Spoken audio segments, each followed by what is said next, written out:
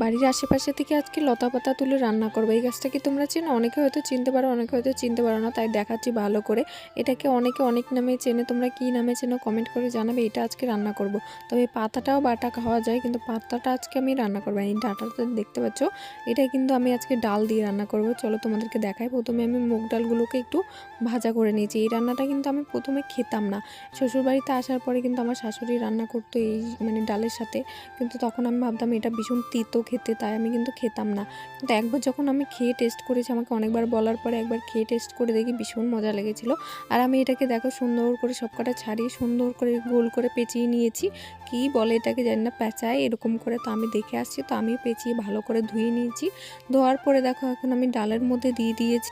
ডালটার মধ্যে আমি আগে থাকতে লবণ আর হলুদ দিয়েছি, আর হালকা অল্প জিরের গুঁড়ো দিয়েছি। তারপর দেখো অনেকক্ষণ ফুটানোর পরে তেল লাগিয়ে নিয়েছি।